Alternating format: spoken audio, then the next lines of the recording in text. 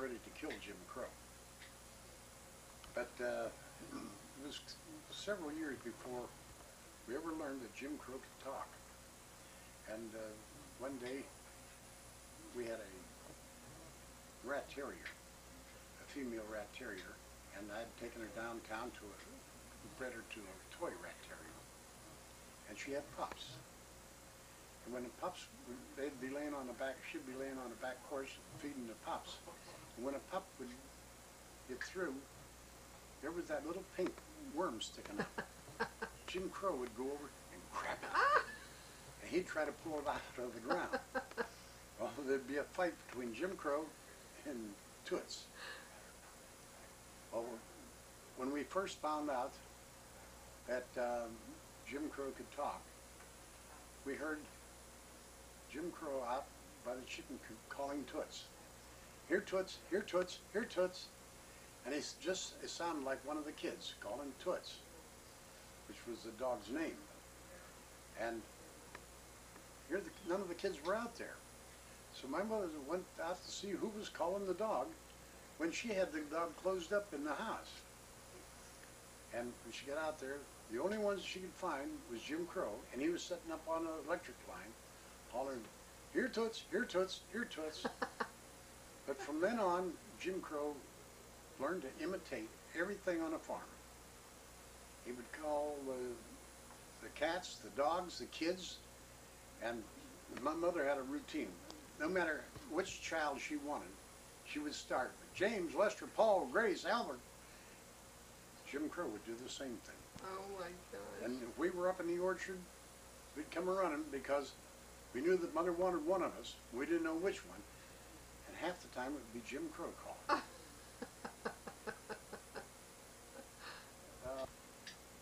I can't remember what was missing when they started hunting for Jim Crow's nest, but it was something that was important. And finally out by the chicken coop, they found the nest. And Jim Crow had taken pencils and marbles and nails, anything that was bright, and hid them out there in this nest of his. And whatever, piece of jewelry, it belonged to one of the girls, was what they were hunting for. And sure enough, it was down in that nest. He had hauled it away, and things that we never even dreamed of. Oh, he had bright colored stones that he'd gotten out of the creek. Anything that was bright would be in that nest. You were asking about his broken leg. Yeah.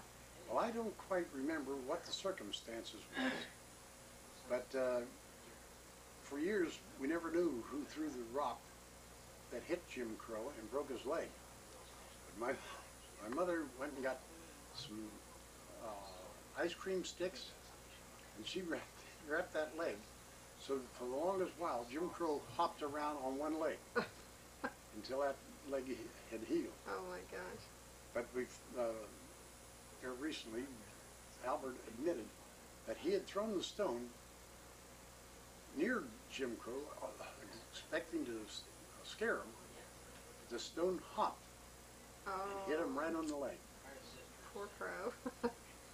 There was a family lived on up the road from us. On the way to see Jim Crow followed the kids, or went to school with the kids, and he would stay until the first recess, and then he'd come home. Because all the kids at school just loved that crow. Oh my gosh. And they would have little things to give him to eat. And he was always eating. They'd hop up on your shoulder and you'd feed him something. He thought that was great stuff. Well, we found out much later that Jim Crow didn't come straight home. That Jim Crow would stop at each house on the road and visit. And there was a woman out there who every other word was a swear word. And she was constantly swearing. And she'd call her husband and her kids every filthy name you could possibly think of. And first thing we knew one day, there was an item in the Newcastle News about the crow that cussed out the woman. And she had been out hanging up her clothes, and she'd Jim Crow had a bad habit of pulling the clothespins off and letting the clothes drop on the ground. She came out later and she thought one of her boys had done that. And she was cussing him out for fair when Jim Crow mimicked her. And it sounded just like her talking to herself. And she was so amazed by it that she had to call the reporter from the newspaper to get a story in the paper about it. Oh, funny. Clothes on. We boys always stuck together. And if anybody picked on one of us, they were picking on all of us.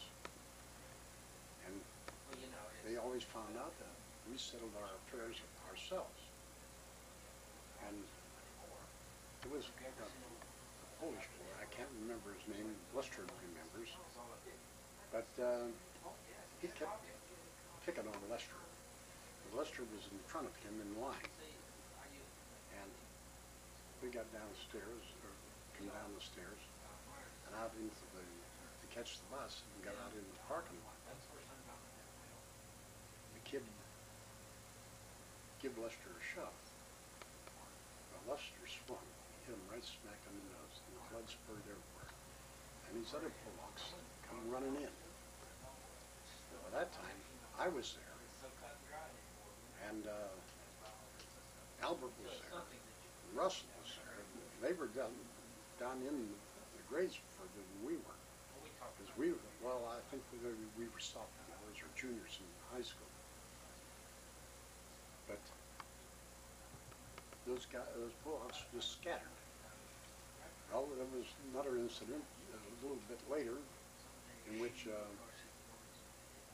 school bully, who was the fullback on a football team, had a gang. And our woodworking shop in the school was down in the basement. And I don't know why I was slow getting down here, but they were pushing Lester around when I turned the corner. And when I saw what was going on, I almost turned around and ran.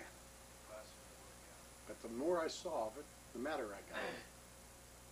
And there was no room. And I whipped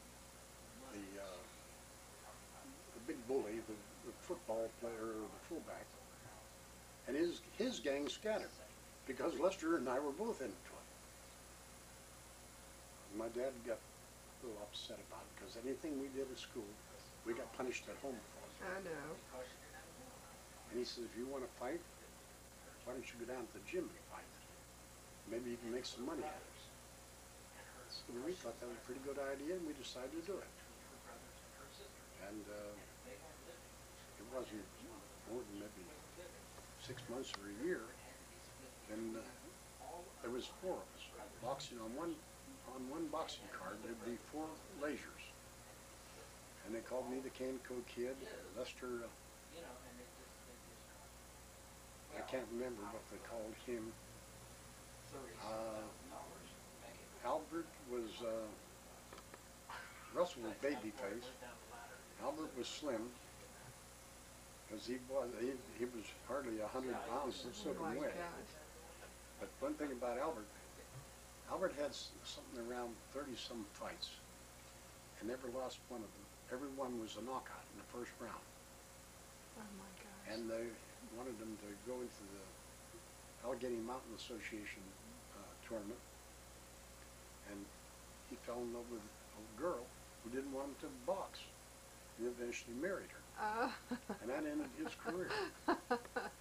Russell, of course, he boxed all over the country. Lester and I, we watched from White Plains, New York, down the coast, and crossed over to Detroit and Chicago, Cleveland, Toledo, any place that they would pay us some money.